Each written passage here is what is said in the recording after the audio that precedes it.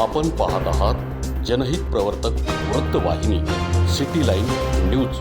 पाहत रहा. आदिवासी समाजाचा आवाज असा नाहीये. अरे आपला आवाज असा पाहिजे तर त्या ठिकाणचा क्लास वन अधिकाऱ्याला देखील आपला आवाज गेल्यानंतर त्यांना वाटलं पाहिजे की बाहेर विद्यार्थ्यांचं आंदोलन चालू आहे. जय आदिवासी. हा झाला आदिवासी समाजाचा खरा आवाज. आज या ठिकाणी डीबीटी सारखा प्रश्न ज्या वेळेस उद्भवतो, गेल्या अनेक दिवसापासून या ठिकाणी महाराष्ट्रामध्ये डीबीटीचे आंदोलन चालू झालेले आहेत. तर या ठिकाणचं सरकार आणि या ठिकाणचं प्रशासन म्हणजे गेंड्याचा कातड्याचा प्रशासन आणि हे सरकार झोपी गेलेलं आहे. आज या विद्यार्थ्यांना आंदोलन करण्याची वेळ काय येते ज्या वेळेस प्रशासन नालायक होतं, ज्या वेळेस सरकार नालायक होतं, त्या वेळेस आंदोलनाची वेळ येते. यासारख्या गेंड्याच्या कातड्याच्या प्रशासनाने जर अशी व्यवस्था निर्माण करून दिली तर आमच्या सारख्या विद्यार्थ्यांना उन्हामध्ये बसण्याची वेळच येऊ नये.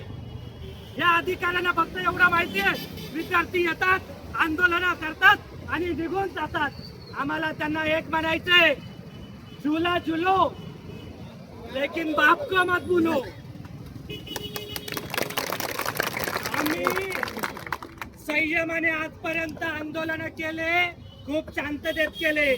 आताच्या आंदोलनामध्ये आदिवासी समाजाची वाघीण म्हणून जिला ओळखलं जातं संगीताताई कडे यांनी विद्यार्थ्यांच्या आंदोलनामध्ये हात घातलेला आहे. आता आम्हाला देखील माहिती आहे, आम्ही ठरवलं तर महाराष्ट्र देखील बंद करायची ताकद आमच्या आदिवासी समाजामध्ये आहे. कारण या महाराष्ट्रात नव्हे तर या भारताचा मूल मालक कोण आहे? कोण आहे? अन्याय कोणावर आहे? या ठिकाणचा मंत्री काय करतात? आम्हाला यांना देखील म्हणायचं, जेवढा किती लाटावं लाटा, जेवढा किती लाटावं लाटा, तो जाईल आमच्या विद्यार्थ्यांच्या वाटा. त्याचा भारतीय संविधानाच्या माध्यमातून पद्धतशीरपणे काढून टाकू काटा, अशा प्रकारचा इशारा देखील या ठिकाणच्या अधिकाऱ्यांना देतो. आर्टिकल 19/1 मध्ये संविधानिक अधिकार दिलेला आहे. या संविधानिक अधिकारामध्ये आम्हाला आमचं स्वतंत्र बंधुत्व दिलेलं आहे. मग या अधिकाऱ्यांना काय लाज वाटते? अरे काल फक्त आमच्या आदिवासी कन्या एका परिवाराला न्याय देण्यासाठी या ठिकाणच्या अधिकाऱ्यांकडे गेली. त्या ठिकाणचा शिक्षण विभागातला सहाय्यक अधिकारी निलेश शायर म्हणून यांना म्हणतात, खाली आवाजात बोला, काय तुझ्या बापाची कॅबिन आहे काय? अधिकारी म्हणजे लय मोठा नाहीये, जनतेचा नौकर आहे आणि जनतेच्या नौकरांनी जनतेसारखं राहायचं. कारण की आम्ही या देशाचे मालक आहोत.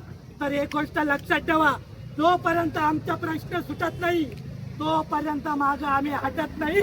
महाराष्ट्राचे मुख्यमंत्री साहेब, ज्या वेळेस एखादी हिरोईन नाचायला लागते ना तर तुम्ही त्याच्यावरती कमेंट करतात. मग या ठिकाणच्या एवढ्या मोठ्या उन्हामध्ये हे आमचे भाऊ बसलेले, मग तुमचे डोळे काय फुटलेत का? आम्हाला याचं देखील उत्तर देण्यात यावं का आमच्या जीवाशी कोणाला देणं घेणं नाही. जोपर्यंत विद्यार्थ्यांचा प्रश्न सुटत नाही तोपर्यंत ताई मागं हटायचं नाही. अशा प्रकारचा कायदा कोणी हातात घेऊ नका. सगळ्यांनी मध्ये हे बघा, ऐका दादा, ऐका ना, पोलीस आपल्याला जर सहकार्य करताय ना, आपण पण थोडंसं कॉपरेट करा.